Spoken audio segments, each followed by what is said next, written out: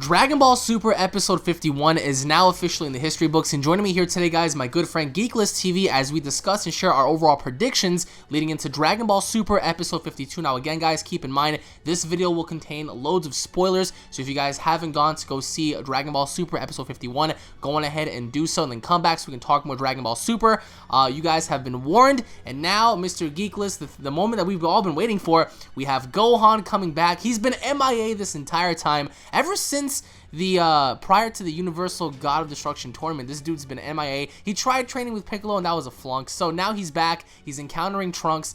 And of course, with that being said, we see Zamasu, the first glimpse of Zamasu, in which case he looks very, very sinister. So I wanted to get your take on several things here today. Now, the first thing that I wanted to ask you is, what do you think is going to happen between adult Gohan and future Trunks? Because these two haven't seen each other for years now, and I'm pretty sure that Trunks is going to be a little relieved to see him now that he's an adult and stuff. I'm pretty sure he's going to ask him, like, so hey, are you like the strongest fighter in the world right now? Because when I left, you were. But of course, I can't wait to see Gohan's response, because we get to see several, flashbacks to adult Gohan, adult future Gohan when he was a Super Saiyan, and of course, them having to work together and stuff. So that I think what's gonna happen here is the fact that they're gonna have like a moment of clarity to where both of them, I mean, we saw them sitting next to the swings, watching Pan play over by the sand pit and stuff. And what I think is going to happen here is that I think that Trunks is pretty much going to slap some sense into Gohan, saying, listen, man, in the future, you were the only one to help me, you were the only one to guide me, and you were ultimately killed off, unfortunately. But now we have a greater threat that's occurring, and you have more of a reason to fight than ever before. You have a daughter, you have a family, so this gives you all the reasons in the world to get back into what you once were, because like, what if your dad and Vegeta, like, what if we can't do it? Like, what if we end up dying? Like, you're technically the last line of defense here. So, what do you think is going to happen when adult Gohan finally runs into his future Trunks? I actually have a different opinion of what you have. I believe he's not going to be featured that much in this arc. Now, really? Yeah, me and you talked about this before. Remember I told you it can go one or two ways. Trunks will either slap some sense into him, and Gohan will be he'll do the whole, I'll be the mentor I was once to you in your timeline, you know what I mean? So if you need anything, I'll help you. Or it could go, he's going to let him know what he is now, that he is a family man, that he doesn't train, and blah, blah, blah. I think that moment, and it's a great scene. I love that scene with, I can't wait to see that actually, the whole Very scene touching. where Pan's playing with in the sand, and they're sitting on the swings. Very cool. Very, very cool scene there. But I think that he's going to let him know, like, listen, man, like, those days are behind me. But then again, you have to put yourself in Gohan's shoes, bro. Like, I understand that your father and your father's friend are, like, they're gods, and they have all this great power. And, of course, you have the assistance of gods of destructions and stuff. But at a certain point, it's like, what if they're not there anymore? Like, what if they're out there doing their own thing, as we saw with Beerus, Whis, and Goku leaving their universe to go to Universe 10. Daddy's not going to be there, so what more can you do? So what I think is going to, I mean, it's hard to put together, because after seeing what the community said, as you guys can see via screenshots of your comments and whatnot, a lot of you guys have different opinions on the matter.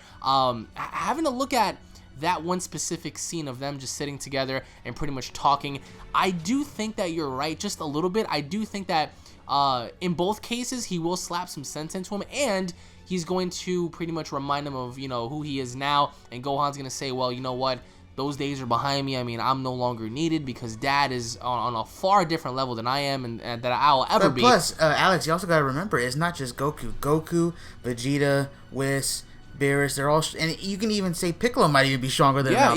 But then again, after looking at what happened with Piccolo in this episode, I mean, him and Krillin are being, resulted in cleaning up the mess. It's like, why? I think it's very disrespectful to the Piccolo fans, because, dude, yeah. Piccolo, remember when he fought in Perfect Cell? Like, he was stronger than the Super Saiyan Vegeta. Like even when Vegeta came by, like when Piccolo powered up, it spooked him out of his Super Saiyan form. So Piccolo was once a badass. Remember when he fought 17? Yeah, everyone says that that's one of the best fights. Yeah, they beat the dog shit out of each other. Yeah. And Piccolo, I would have to say, even when Goku wasn't willing to save Gohan against Cell, remember when Piccolo was like, he's just an 11-year-old boy. If you're not going to step in there, I am, because I'm not just going to stand around. And he was about to take off his weighted armor until Cell released Gohan. But needless to say, Piccolo has heart, and now having to see what he's become, it's quite sad. So it's very weird. You're saying that Gohan is not going to be involved in this arc yet again? I don't think so, man. Because when you look at it, even though Piccolo is not being, I guess you could say, being respected as one of the best fighters, he did compete with a. And when you look at it, Frost really didn't even say he was tired. He just said that I don't have the power to accidentally kill you anymore. So Piccolo was almost able to keep up with a sort of tired Frost. If you're telling me that, that means Piccolo is probably around somewhere close to base Goku's level, which that means he would even be stronger than Gohan at this point. You know what I mean? There's just so many. Gohan is just, he doesn't need to fight Alex. I mean, you have all these people who are stronger than him. Before, yeah, maybe just Goku and Vegeta back in Z. You know what I mean? When they train more than him, they will get stronger than him like they did in GT. But here, there's multiple people. There's like 5 to 6 people stronger than him now. You know what I mean?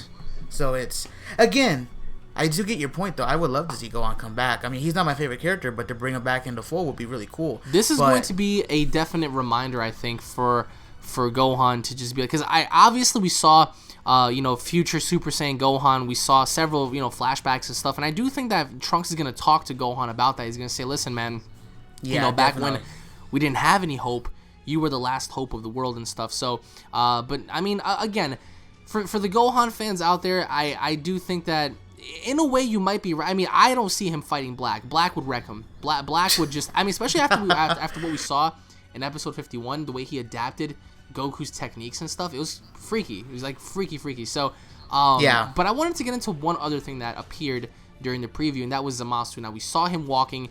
We saw towards the very end where Goku was trying to hang on to Beerus as they were traveling. How do you think that's gonna go about? Because what I think is gonna happen is next week's episode is gonna be solely based on Trunks' conversation with Gohan. If there was ever a time where Gohan's gonna have his own episode, I think this will be it. It's gonna be master and pupil, Gohan and Trunks conversating, talking, no action possibly. And I think that towards the very end is when Beerus, Goku, and Vegeta are gonna arrive in Universe. Well, minus Vegeta, Beerus, Whis, and Goku are gonna arrive in Universe 10. I think that because episode 53 is gonna be to where they actually get there, so I think the very end of the preview showcasing the very end of the episode. So, what are your thoughts on Zamasu? Like, how is he gonna take this? Because he looks very serious in a way. He doesn't look all calm and collected. I mean, he looks very serious, but also very sinister. So how do you think that approach is going to be? Like in the Buu saga. What was Remember that? how the Kaioshin looked in the Buu saga? Yeah, absolutely. He looked like that. Absolutely. When he first confronted Piccolo shit himself. Yeah, definitely. It reminded me of that. I mean, he does seem very serious, but remember how we talked about in our last video? They're basically going over there to accuse him. You know what I mean? That's grimy, bro. How are you going to go over there with no evidence and say, you're the guy with, like, that's fucking everything up? Then again, it might be, bro. It might be. But I get your point when you say that he looks serious. He did look serious, but obviously they're going over there with accusations that he's a guy who's murdering many people on this planet, on planet Earth. So it's weird because, I mean, if it's not him, why the fuck does he have the same key as Black? You know what I mean? That's going to be very interesting to see how that unfolds. Then again, that argument can be made against Black, saying, well, how does he sort of have Goku's techniques? Because prior to him even going back into the past, right? I think we can all agree that he was using the Kamehameha. How did he learn that, right? It's almost because he never went back into the past, right? That's true, yeah. So, definitely. Like, if he never went back into the past until the very point that Trunks went first, how did he know the Kamehameha wave? Even though it's not the actual Kamehameha wave, it's like a very dark, condensed version of the Kamehameha wave, but still, the argument... How did he know to do that, right? The pose, exactly. The blast, it's like, how does he know that? How does he look like Goku? And that also goes back to episode 50 to when he recognized Vegeta and Beerus. I mean, there's lots of questions. Like, if there was ever a character that had like a shit ton of questions listed down, it would be, how do you know Vegeta? How do you know Beerus? How do you know the Kamehameha wave? How do you look like Goku? Where'd you get the ring? Do you see all these questions? Now, I really doubt, because this is the way Akira Toriyama functions, I really doubt that all of those questions are going to be answered. I think possibly 80% are going to be answered, as opposed to who he is, possibly how strong he is, because we saw the way like he adapted Goku's like memories supposedly, and that's another thing I wanted to ask you. So with him retaining Goku's battle memories, how do you think that serves him against everyone else now? Because if he's retaining battle memories, that means he's retaining the fight with Frieza, Cell, Buu, Beerus, Hit. Does that mean that he knows Goku's strengths, but also knows his weaknesses? Or do you think that all he knows is how Goku operates, and that's basically it? Good question. Yeah, I thought the exact same thing, and I assumed the same thing because if you notice, if you go back and watch the fight, I went back and checked it out before we did this. Goku never used that pose, that opening pose against him. So the fact that after he says I've got his battle memories now, he does that pose. It's also the same pose that Goku does in the opening. So it's like he may know all of the fighting styles now that Goku has learned. You know, from Whis, from Kaiosama, from Karlin, from Kami. You know what I mean? He learned everything, I'm assuming. You know what I mean? And those flashes of showing, like, he's basically embedded all of Goku's fighting style and memories in his body, I'm assuming. That's what he's done. And if that's the case, that's scary because he was already pushing SSJ2 Goku while being suppressed. He was holding back. I mean, now, bro, he could be, and no, I'm not trying to say Cell, but he could become almost like the perfect fighter now. You know what I mean? It's very scary because now not only does he have Goku's techniques, but he has that killing mindset similar to Vegeta, you know what I mean, where he'll kill if he needs to, you know. So we're looking at possibly a perfect fighter in a sense, you know. So that's my thoughts on that. I mean, in a way, because like it's almost as if, like, it kind of makes you wonder. It's like, all right, if he fights Goku and he retains Goku's powers and techniques and memories, he can also advance himself into fighting other stronger people such as Hit or Beerus, and then even while in battle, yeah, sure, he may lose, but he will retain their powers and their memories perhaps, and then he'll grow from there. So we've never seen that before. I guess the only argument that can be made is the fact that we've seen Boo do that, but then again, he absorbed a physical body. Cell was constructed in a laboratory via scientists and adapting all the cells of the most powerful fighters. But in this case, this dude was never constructed, presumably enough, by anybody. But wait, though, that's scary though, because I'm assuming he could just do it with Goku. If it's not just Goku and he can do it with other people, then shit. Yeah, can you imagine if he fought Beerus? Look at what Trunks said. Trunks was like, every single time we fought, there was something different about him. There was something more improved about him. Like, he was getting stronger. And that's when Goku was like, oh, so was he stronger then or is he now? And then Trunks was like, now. Obviously, could be, of course, due to the fact that he fought Trunks many, many times. And I think me and you can just agree that Black could have easily killed Trunks during any point of that battle.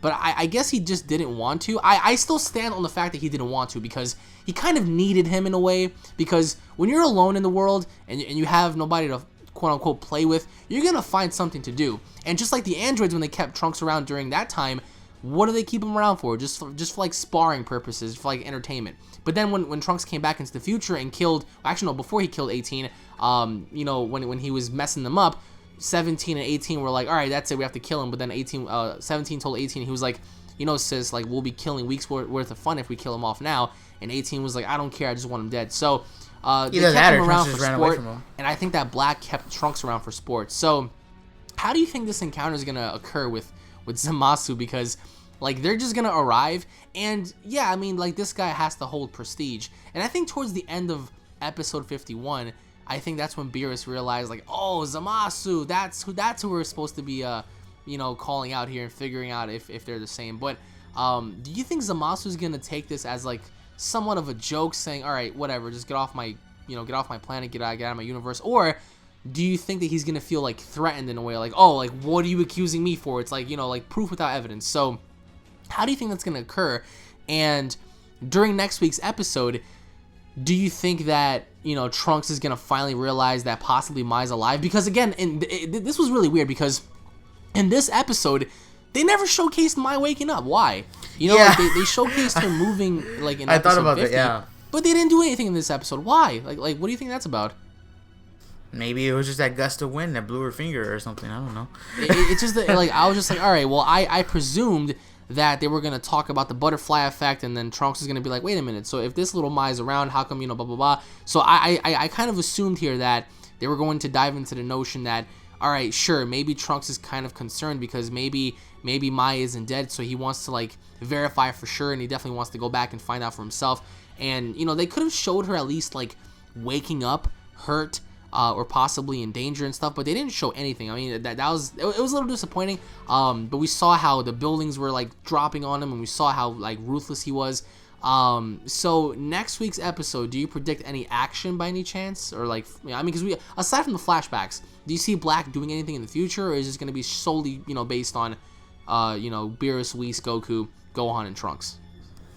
We'll probably get like flashbacks of action during the whole Android saga and the future timeline. Like we'll probably get to see future Gohan fight, etc. Any other action to that would probably be Goku like punching Zamasu or something like that, like how he did with Monaka. Can you imagine that shit? They show up and then Goku just like knocks him down. Oh my god, similar like Monaka when he was like, "Hi, I'm Monaka," bam, right in the face. Like I could just picture that whisk. That's the guy who has the same key as Black, and then Goku, boom, right. Yeah, Goku's like, "Hey, I know who you are," bam, and it's just Zamasu's like, "All right, that's it, motherfucker. I'm gonna bend you over." But you know what's kind of like messed up at the same time is the fact that future Gohan looks much more badass than present Gohan. It's kind of sad, bro. I mean, but also I don't know if you caught glimmer of it, but did Trunks change his outfit towards like the middle-ish of like the episode, because we get to see him rocking something different. It looked like it's that sweater outfit, right? With the green sweater.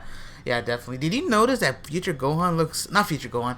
That Gohan, the adult Gohan, looks older than future Trunks. Yeah, he does. And he shouldn't be, right? Because isn't like future Trunks like in his 30s? Nope, inconsistency. You see what I'm talking about here?